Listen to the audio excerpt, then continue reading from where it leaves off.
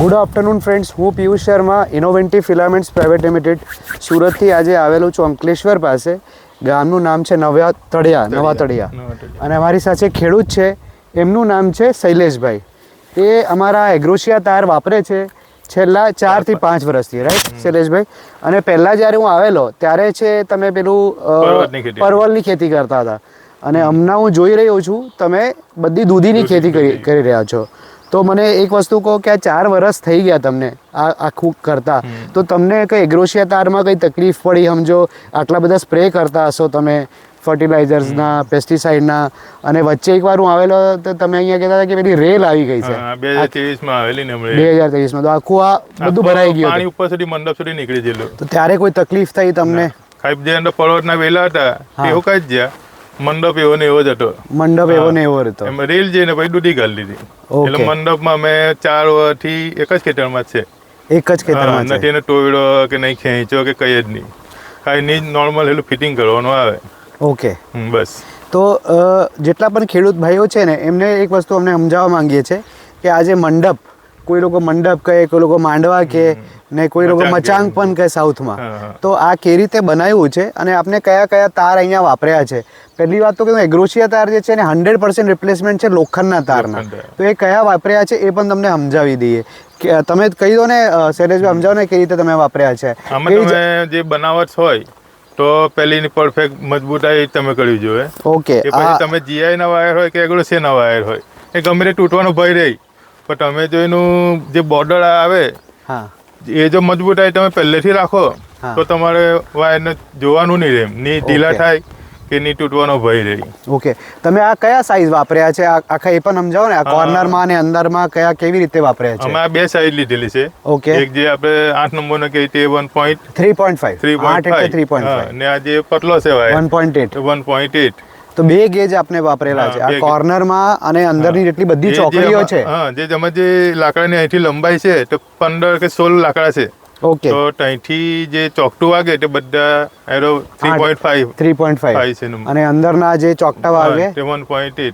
સમજો કે અંદર આજે દર 1.5 કે 2 ફીટે આપણે મને લાગે છે કે તમે બનાવેલા છે પતલા તાર, રાઈટ? તો એ કેટલા જે છે એ 1.5 થી 2 ફીટ છે, રાઈટ? 1.5 થી 2 ફીટ. અને અંદરના પણ જે પતલા જાય છે એ ચોકટા જાય છે એ પણ, તો મતલબ 2 બાય 2 ફીટના ચોકટા બને છે, રાઈટ? આ તો તારના થઈ ગઈ.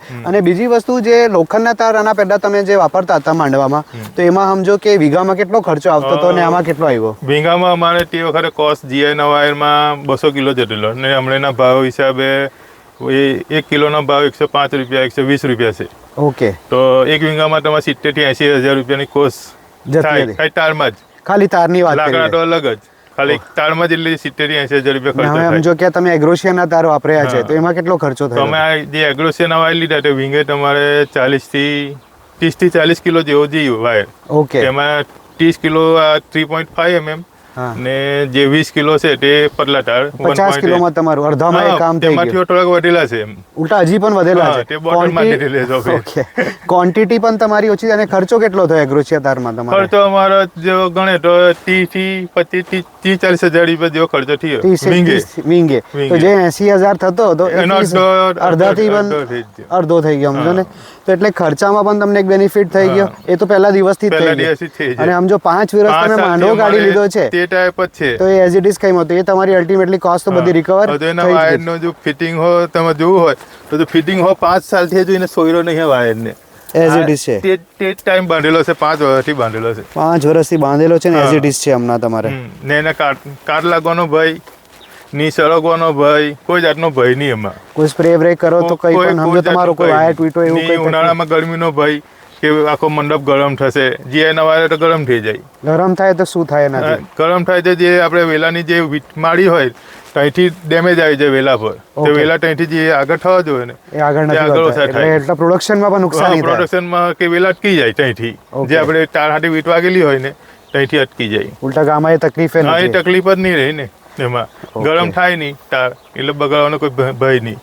અને સમજો કે પહેલા તમે પરવલ કર્યા પછી દૂધી, એટલે બીજા પણ કઈ આપણે વેલવર્ગીય આમાં ખેતી કરવી? 2 વર્ષ તમે પરવલ લીધા કન્ટિન્યુ, પછી રેલ આવી તેમાં નીકળી જાય વેલા અને દૂધી ચડાવી 2 વર્ષ. એના સિવાય સમજો કોઈ પણ વેલવર્ગીય કઈ કરી શકાય? તમારે દૂધીમાં દૂધી છે, તુળિયા છે, પછી આ કારેલા છે, કોઈ હો વેલાવાળી તો વસ્તુ ઉપર જે ચડતી હોય એ કરી કે શકે. ટોટલી ઉપર વેલાવાળી થઈ જાય, Okay. વાંધો નહીં આવે. તો જેટલા પણ કિસાન ભાઈઓ છે જે શૈલેષભાઈને સાંભળ્યા એમને તમને સમજાયું કે કંઈ પણ વેલ વર્ગીય જે પણ સબ્જીઓ છે આરામથી કરી શકાય આમાં, અને તમે પરમાનન્ટ માંડવો બનાવો તો આ વખતે આ જે સિઝનના પ્રમાણે ઉપર હા, નીચે season તમે પ્રમાણે. સેટ કરીને એમાં કમાણી પણ કરી શકો. હા. જે નોર્મલી તમે ટેમ્પરરી ખોલ બંધ કરો એમાં મજા હા, એ આવે નહીં. નહીં આવે. તો કોસ્ટિંગ પણ તમે જોઈ એટલે 50% કોસ્ટિંગનું ફેર પડી ગયું એગ્રોશિયા વાળાથી. બીજું 4-5 તમે સાલથી 4-5 વર્ષ પેલું તમે એક જ. ટકાવી લીધું હા. અને તેનો આ- cost બચી જાય. એ કોસ્ટ અને ઇન્ફ્રાસ્ટ્રક્ચરનું પણ એમને સમજાયું. આ ગેપ કેટલું છે ખાલી એક એ સમજાવ્યું તમે આ સાહેબ? 15 ફૂટ 15 ફૂટ અને 15 અંદરના ફૂટ 10 ફૂટ 15 બાય 10 ના બંધારણમાં આપણે લાકડા લગાડવાના છે. અને બહાર વાળા જે લાકડા છે જાડા છે, રાઈટ? હા, કયા છે? એ તારનું જે ઝાડ આવે ને તેના લાકડા આવે. Okay. અહીંથી તમે લંબાઈ ગણો તો 16-17 છે. ઓકે. અને નીચે સાચું કેટલા છે. ગયા છે? નીચે 2 ફૂટ ગયા છે. અને અહીંયા જે તમે તાન માર્યો છે હા, આ કેટલા ફીટ ગયું આ છે? 3 ફીટ જોઈએ. આ 3 સમજો 2 ઊંધું ફીટ જોઈએ. પહેલા અને 3 ફીટ આ અને 15 ફીટ આપનું રો ટુ રો પહોળાઈ થઈ છે. ગયું અને હા. અંદર પોલ ટુ પોલ આપણે ગણીએ તો 10 10 ફીટ. ફૂટ. તો એના- આવી રીતે આખું કન્સ્ટ્રક્શન હા, આ મજબૂતાઈ છે, આની પર બરડો લોડે. ઓકે. એટલે વચ્ચે તો તમારે કિસાન વાંધો ભાઈઓ તમે બધું જોયું કે કન્સ્ટ્રક્શન પણ ઇમ્પોર્ટન્ટ છે હમ. અને તાર પણ એટલા જ ઇમ્પોર્ટન્ટ. એ બધા બેઉ મળશે પરફેક્ટ હા, તો જ એટલે પછી- તમારી કમાણી ચાલો થશે. 5 વર્ષ આના- સુધી જોવાનું નહીં. 5 વર્ષ તો આ થઈ ગયા. હવે કેટલા વર્ષ આગળ આવશે એ અમને નથી ખબર. બહુ બહુ તમારું આભાર. અને આના સિવાય કંઈ પણ તમને અમારાથી જાણકારી લેવો, અમારાથી કે ખેડૂતભાઈ શૈલેષભાઈથી પણ, તો તમે સંપર્ક કરી શકો.